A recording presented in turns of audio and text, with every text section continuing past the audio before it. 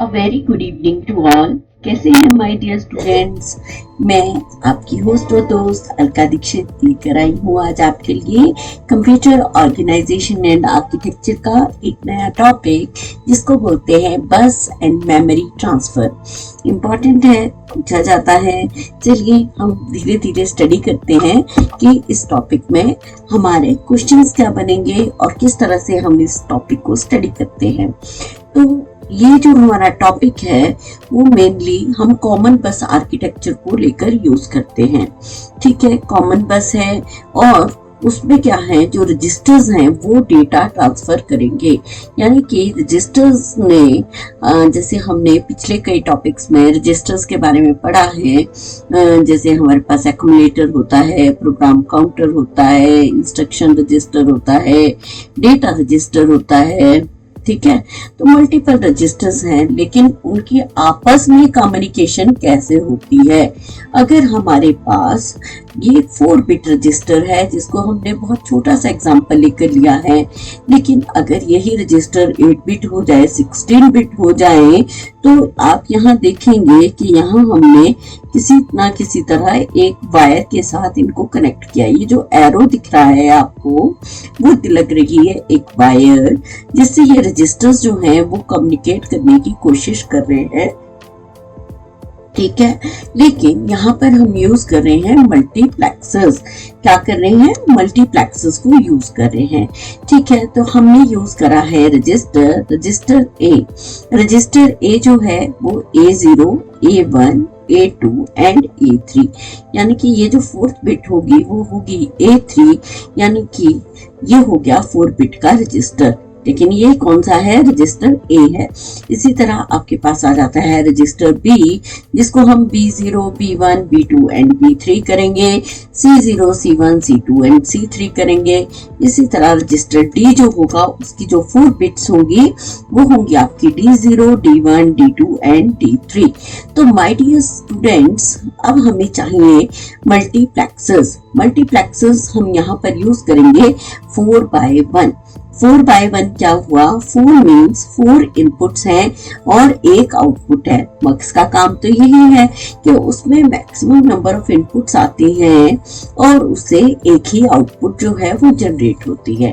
तो हमें यहाँ पर क्या चाहिए, 4x1 मक्स चाहिए। It means 4 inputs. जो फर्स्ट है वो है 4 इनपुट्स और नेक्स्ट है 1 आउटपुट। ठीक है, तो 4 इनपुट्स हो गई, 0, 1, 2, 3, 4 इनपुट्स हो गई और एक आउटपुट जो है वो जनरेट हो रही है। देखिए, फर्स्ट की आउटपुट ये है, सेकंड की आउटपुट ये है, थर्ड की आउटपुट ये है।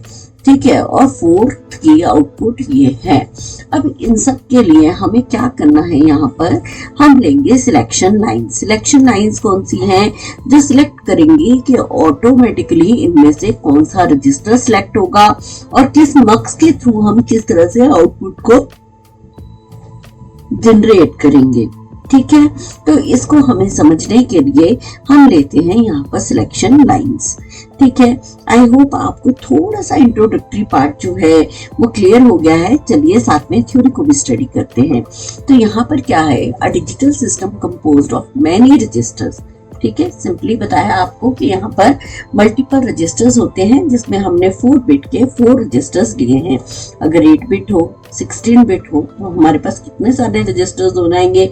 यानी कि इजी से हम इस बात को समझ सकते हैं कि हमारे को अगर 16 बिट रजिस्टर लेने हैं तो हमें मल्टीप्लेक्सर्स भी उतने ज्यादा चाहिए, है ना। और उससे डेटा की सिलेक्शन किस तरह से होगी, तो सिलेक्शन लाइंस बढ़ जाएंगी हमारी। And paths must be provided to transfer information from one register to another register।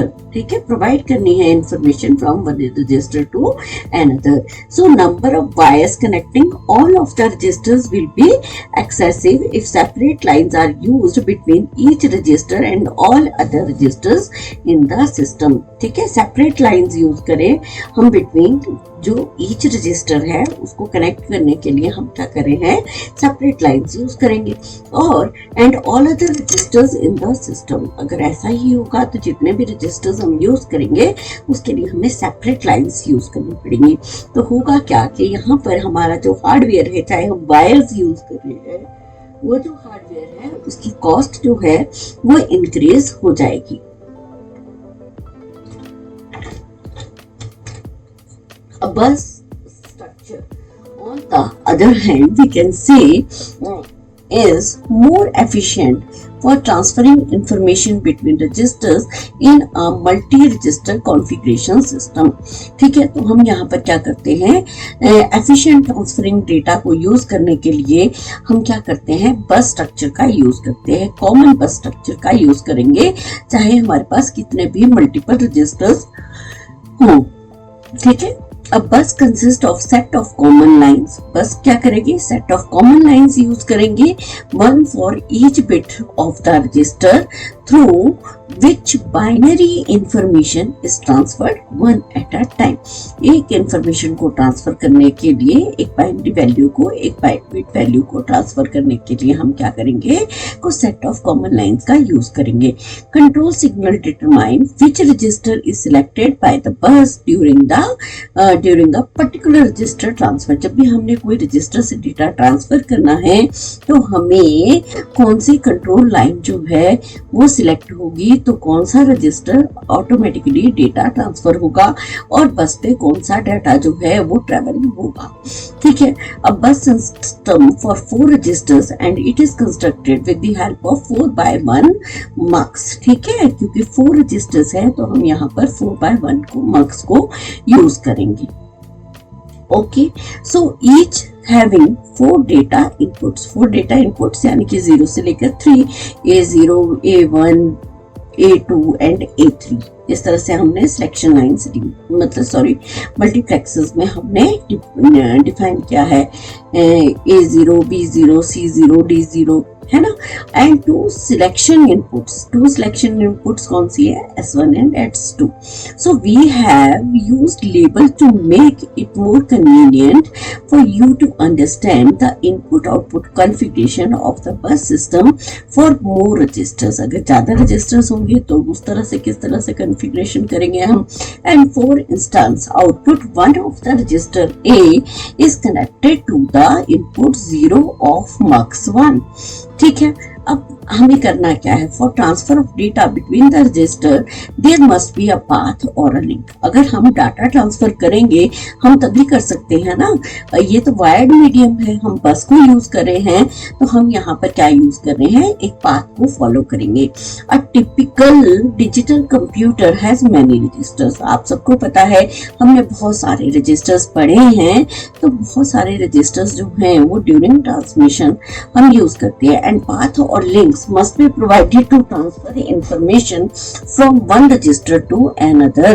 ठीक है, ट्रांसफर करनी है information from one register to another. So to complete connect and registers, अगर मुझे एंड रजिस्टर्स यूज करने हैं तो मुझे कितनी रिक्वायरमेंट है, अगर मेरे पास n रजिस्टर्स हैं तो अगर हम वायर्स यूज करेंगे तो मुझे n into n-1 लाइंस की रिक्वायरमेंट रहेगी। सपोज n की वैल्यू क्या है, 20 है। ठीक है, यानी कि 20 रजिस्टर्स हैं मेरे पास, तो यहाँ पर इन 20 वायर्स को कनेक्ट करने के लिए मुझे क्या चाहिए, 20 into 20-1 यानी कि 20 into 19, है ना। तो 380 नंबर ऑफ वायर्स जो हैं मुझे इन 20 डिवाइसेस को कनेक्ट करने के लिए रिक्वायर्ड होंगी। So it is not possible because complexity of lines will go on increasing। ये ऐसा पॉसिबल नहीं है कि complexity of lines जो हैं वो increase हो जाएंगे, will go on increasing with the increase of number of registers। जैसे जैसे registers increase होंगे वैसे वैसे complexity बढ़ जाएगी। तो क्यों ना हम इस प्रॉब्लम को सॉल्व करने के लिए एक कॉमन बस आर्किटेक्चर का यूज करें। So it is impractical to have data and control lines to directly allow each register to be loaded with the content of every possible other registers। ठीक है, तो किस तरह से हम डायरेक्टली एक रजिस्टर का डेटा जो है, यानी कि अगर मेरे पास R1 रजिस्टर है और यहाँ पर मेरे पास R2 रजिस्टर है, तो R2 का जो कंटेंट है वो मैं R1 में किस तरह से सिंपल वे में ट्रांसफर कर सकूं। तो यही सब चीजें जो हैं वो हमें स्टडी करनी है।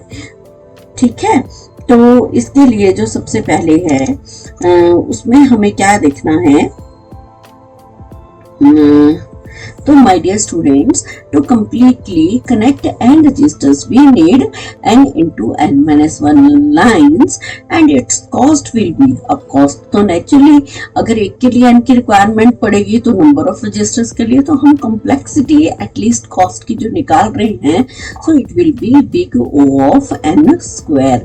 तो कॉम्प्लेक्सिटी जो कॉस्ट की है वो यहाँ पर बढ़ जाएगी। अब हम यहाँ देखते हैं अपने डायग्राम में, यहाँ पर हमारे पास दो सिलेक्शन लाइंस हैं, एक है S1 और दूसरी है S0। अगर मेरे पास दो सिलेक्शन लाइंस हैं S0 और S1, तो हमारे पास मैक्सिमम पॉसिबल कॉम्बिनेशंस कितने होंगे। अगर सपोज 2 बिट्स है तो आप सबको पता है 0 0 0 1 1 0 एंड 1 1। ठीक है, तो ये 4 सिलेक्शन लाइंस जो हैं वो यूज होंगी। अब इसी के साथ हम अगर देखें कि ये मेरा मल्टीप्लेक्सर है, क्या है, ये मल्टीप्लेक्सर है। अब मल्टीप्लेक्सर्स में हमने कह दिया जी 4 इनपुट्स आ रही हैं। 4 इनपुट्स कौन सी आ रही हैं, यहाँ पर एक इनपुट है 0, एक है 1, एक है 2, एक है 3। ठीक है, ये 4 इनपुट्स जो हैं वो प्रोवाइड हो रही हैं। नेक्स्ट अब मुझे क्या करना है, यहाँ पर लगानी है सिलेक्शन लाइन। सिलेक्शन लाइन लगाने के लिए मैंने ले लिया एक S0 और एक S1। ठीक है, जब S0 S1 होगा तो ये बोलता है कि जो मेरे पास 0 वाली लाइन है, यानी कि इसमें से सिर्फ मुझे ये वाली लाइन जो है वो आउटपुट प्रोड्यूस होगी, यानी कि 0 पे सिर्फ जो है वो ये वाली लाइन यूज होगी। ठीक है, इसी तरह अगर हम बात करें कि S1, यानी कि अगर मुझे ये चेक करनी है तो यहाँ पर क्या हुआ 0 और 1, तो ये मुझे यानी कि 1 वाली लाइन जो है वो हमें यूज करनी है। तो अब हम यहाँ पर क्या करेंगे, यहाँ पर जो नेक्स्ट लाइन है वो यूज होगी और यहाँ पर जो आउटपुट आएगी वो 0 वाली सिलेक्शन लाइन से आई या 1 वाली लाइन से आई। ठीक है, तो हमें 1 वाली लाइन सिलेक्ट होगी, इसी तरह हमारे पास 2 वाली लाइन सिलेक्ट होगी और 3 वाली लाइन सिलेक्ट होगी। ठीक है माय डियर स्टूडेंट, तो ये बहुत इजी सा टॉपिक है, कोई ज्यादा परेशानी वाली बात नहीं है, लेकिन बच्चे जो हैं वो घबरा जाते हैं सिर्फ इसको देखकर, डायग्राम को देखकर। ठीक है, तो अब हमें करना क्या है, जब इस तरह से सिलेक्शन लाइन होगी तो सबसे पहले अगर हम यहाँ पर ये 3 वाला ले रहे हैं, अगर हम यहाँ 0 ले लें तो फर्स्ट अगर ये सिलेक्ट हो रहा है तो यहाँ पर क्या होगा, यहाँ पर सिलेक्ट होगा जी आपका A0, यहाँ पर होगा A1, यहाँ पर होगा A2 और यहाँ पर होगा आपका A3। ठीक है, तो यहाँ अगर हम A0 को सिलेक्ट करेंगे तो ये वाला पार्ट A1 यहाँ से आ जाएगा, A2 यहाँ से आएगा और A3 जो है सिलेक्शन यहाँ से हो जाएगी। अभी क्या कर रहे हैं, हम A3 की सिलेक्शन कर रहे हैं, तो यहाँ पर क्या हो जाएगा, यहाँ हो जाएगा A3, है ना, यहाँ आ जाएगा आपके पास जो रजिस्टर है वो इसी तरह से हम इसको सिलेक्ट कर सकते हैं। A3 को चलो छोड़ते हैं, अभी यही वाला जो एग्जांपल है वो आपको इजीली समझ आ गया होगा। ठीक है, तो हमने इसको सिंपली सिलेक्शन करी और ये जो आउटपुट है वो यहाँ पर प्रोड्यूस हो जाएगी। ठीक है, तो A0, A1, A2 and A3 जो है वो इन मल्टीप्लेक्सर से, यानी कि यहाँ पर ये वाली लाइन सिलेक्ट होगी, यहाँ पर ये वाली लाइन सिलेक्ट होगी, यहाँ से ये लाइन सिलेक्ट हुई और इन सब में से ये सिलेक्शन लाइन के थ्रू जो है वो ये वाली लाइन जो है वो सिलेक्ट हो जाएगी। ठीक है, बहुत सिंपल सी बात है कि इस तरह से हम नंबर ऑफ सिलेक्शन लाइंस और किस तरह से हम सिलेक्शन लाइन को यूज करते हैं। और मल्टीप्लेक्सर्स हमने 4x1 क्यों लिया है, क्योंकि हमारे पास 4 इनपुट्स हैं और एक आउटपुट है। अगर 4 बिट का रजिस्टर होगा तो मल्टीप्लेक्सर भी 4x1 का ही होगा। ये चीज हमें ध्यान रखने वाली होती है, जो को भी कभी आपके कॉम्पिटिटिव एग्जाम में पूछ ली जाती है कि अगर 4 बिट का रजिस्टर है तो आपका मल्टीप्लेक्सर्स में इनपुट कितने की होंगी। ठीक है, तो 4 बिट का रजिस्टर है तो हम 4/1 का मक्स जो है वो यूज करेंगे। Therefore, one centralized set of circuits, the bus is used for data transfer। यहाँ पर सेंट्रलाइज सर्किट में हम बस का यूज करते हैं ताकि डेटा ट्रांसफर हो सके। ठीक है, अब मान लीजिए आप सिंपल सी बात समझें कि अगर आप रोडवेज को फॉलो करते हैं, ठीक है, आप लोग रोज ट्रैवल करते हैं, तो क्या सरकार हर तरह, मतलब जो गवर्नमेंट है वो हर एक व्हीकल के लिए अलग से रोड बनाए कि ये स्कूटर के लिए, ये कार के लिए, ये 2 व्हीलर के लिए है ना, और ये प्राइवेट बसेस के लिए, गवर्नमेंट बसेस के लिए नहीं। वो क्या करती है, सेम ही रूट से सारी बसेस चलती हैं, लेकिन जो बसेस हैं वो अलग अलग हैं, और जो उसमें डेटा जा रहा है, यानी कि जो उसमें लोग ट्रैवल हो रहे हैं वो भी डिफरेंट हो सकते हैं, लेकिन पाथ जो है वो कॉमन है। तो यहाँ पर भी हम क्या कर रहे हैं, therefore one centralized set of circuit, the bus is used for the data transfer and a control circuit selects the source and destination register। source और destination register को यूज करने के लिए हम इसको यूज करते हैं। बस is a group of wires। बस क्या होती है, ग्रुप ऑफ वायर्स होती है over which information is transferred। ठीक है, बस is a group of wires. Wires मतलब बसेस है क्या, एग्जैक्टली वायर्स ही हैं जो आपके डेटा को कैरी करके एक नोड से दूसरी नोड तक ले जा रही है। Okay, so which information is transferred from any of the several sources to many of the several destinations। ठीक है, यानी कि यहाँ पर क्या होगा, ये में हो सकता है, यहाँ पर थोड़ी टाइपिंग मिस्टेक हो गई है, तो several sources from the several destinations। so consider the transfer function again। Transfer function के लिए क्या किया हमने, ये रजिस्टर R1 है और ये रजिस्टर R2 है। ठीक है, तो ये R1 का जो डेटा है वो R2 में स्टोर हो रहा है। If the value of F is 1, यानी कि फ्लैग बिट जो है उसकी वैल्यू अगर 1 होगी तो रजिस्टर R1 का जो डेटा है वो R2 में ट्रांसफर हो जाएगा। Content of and R1 are transferred onto the bus simultaneously, the same is transferred onto the register R2। ठीक है, इसी तरह से आपका जो डेटा है वो इजीली ट्रांसफर हो जाता है। सो चाहे बस से आपका R2 पे जा रहा है या R1 से बस पे आ रहा है। So one way of construction of common bus system is using multiplexers and these multiplexers select a particular register. कोई भी जो सोर्स रजिस्टर है उसको सिलेक्ट करेंगे, whose binary information is then placed onto the bus and output lines, यानी कि जो output lines है that will be transfer these bits to the destination. Destination तक वो बिट्स पहुंचाने जो हैं वो इजी हो जाएंगे। ठीक है, तो पर्टिकुलर सिलेक्शन कौन सी है, वो रजिस्टर की है। रजिस्टर से वो डेटा रजिस्टर में ट्रांसफर हो रहा है, लेकिन हम यहाँ पर एक कॉमन बस आर्किटेक्चर को यूज कर रहे हैं, जिससे जो भी रजिस्टर सिलेक्ट होंगे उसमें से कौन सी बिट का जो डेटा है वो हम सिलेक्ट करके एक कॉमन बस पे भेजेंगे। ठीक है, so each register has 4 bits numbered from 0 to, मतलब जो मैंने आपको डायग्राम में समझाया है वही चीजें हैं, है ना। 4 मल्टीप्लेक्सर है, 4/1 है, each having 4 data input 0 through 3। ठीक है, 0 से लेके 3 तक है, and the 4 data inputs in each multiplexers come from 4 different registers and the data line to be selected depend upon the input of the multiplexer and choose the 4 bit of one register and transfer them into 4 line common bus। 4 line common bus पे हम उसको जो है data को transfer कर देते हैं। 4 different register से हमने डेटा को उठाया, मल्टीप्लेक्सर से पास किया और फिर हमने उसको उसमें से सिलेक्शन लाइन के थ्रू वो जो डेटा है वो और इजी हो गया सिलेक्ट करने के लिए। So since the same selected signal flows through all the multiplexers and the same input lines are chosen as output, so the register that is selected by the bus for each of the 4 possible binary values of the selection line। 4 binary values में से कौन C part जो है, जब हम A0 को select करेंगे तो क्या 0 पार्ट सिलेक्ट हो रहा है मल्टीप्लेक्सर का, और कौन सी सिलेक्शन लाइन सिलेक्ट हो रही है वो भी हमने अभी डायग्राम में देखा है, समझा है। तो इसी तरह से हमने ये नोट है जो छोटा सा है, लेकिन कई बार एग्जाम में इससे क्वेश्चन आ जाते हैं जब आप कभी कॉम्पिटिटिव एग्जाम देते हैं।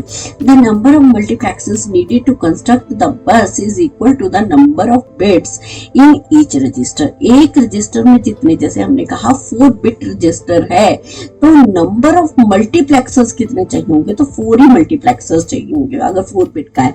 अगर 16 बिट का रजिस्टर है तो आपको 16 मल्टीप्लेक्सेस चाहिए होंगे। तो k into 1 जो है, सिंस इट मल्टीप्लेक्सेस के डेटा लाइंस को मल्टीप्लेक्स करने के लिए हमें इतनी, यानी कि k bit of data lines, यानी कि अगर 16 बिट है तो 16 डेटा लाइंस की हमें रिक्वायरमेंट पड़ेगी।